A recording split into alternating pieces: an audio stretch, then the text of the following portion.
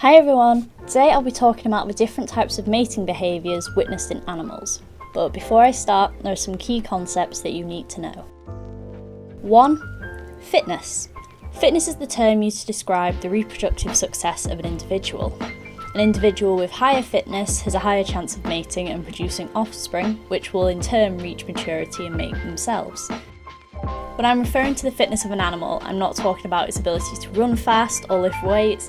I'm on about how likely an animal is to mate as much as possible and produce lots of successful young. 2. The selfish gene. When an animal behaves in a certain way, it is because it gives that individual the highest fitness for its environment. Animals do not behave certain ways for the benefit of the species. They are doing it because it gives them, as an individual, the highest chance to pass on their genes. 3. Natural selection and evolution are not the same thing. Natural selection acts on the phenotype of the individual, whilst evolution is the change in genotype composition of a population. Natural selection is the mechanism of evolution. They're not the same thing. 4. Some key words. There are a few words you'll need to know the definition of to get a good understanding of mating systems in animals. These include monogamy, polygyny, polyandry, genotype, and phenotype.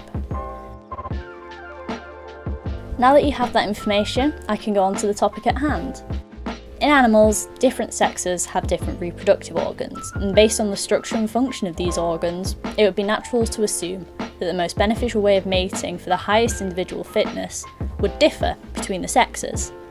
For males, it would be more beneficial to be polygynous, whilst for females it would be more beneficial to be monogamous. However, this isn't seen in all species.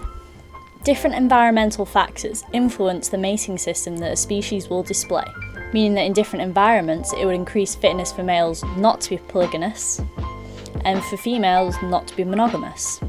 For example, in an environment where there are many males and one female, it could be more beneficial for females to be polyandrous and for the males to be monogamous. This is seen in honeybees, where the queen will mate with multiple males over her lifetime, but the males perform suicidal sex, and therefore mate once and then die. However, closely related species can display very different mating systems. In the buff-tailed bumblebee, the female is monandrous, meaning that it will only mate with one male at a time. This is because the male inserts a mating plug into the female, which prevents her from mating with any other males for a long period of time.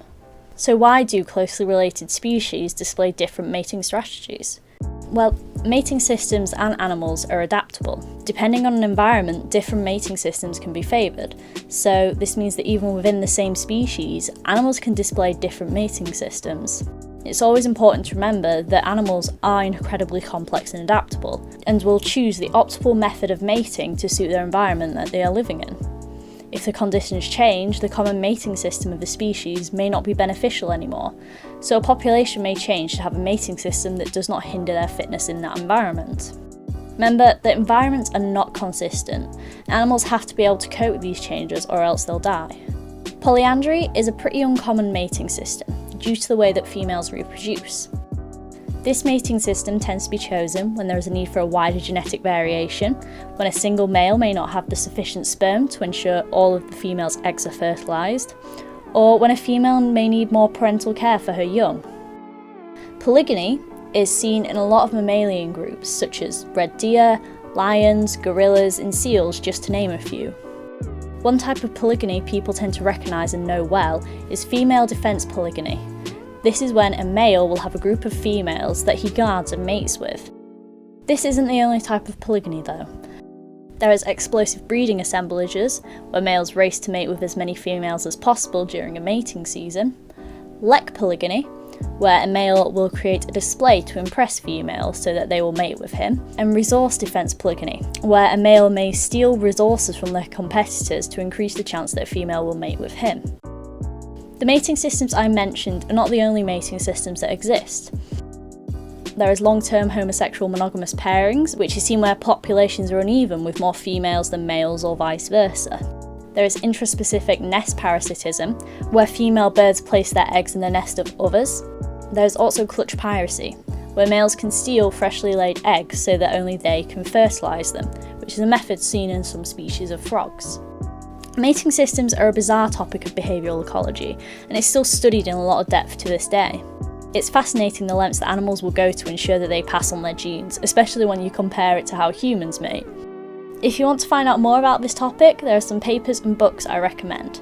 These include The Selfish Gene by Richard Dawkins, The Evolution of Social Monogamy in Mammals by D. Lucas and T. H. Cluttenbrock, Successful Same-Sex Pairings in Malaysian Albatrosses by L. Young, B. J. Zwan and E. A. van der Werf, Alien Eggs in Duck Nests, Brood Parasitism or Help from Grandma by Tideman et al.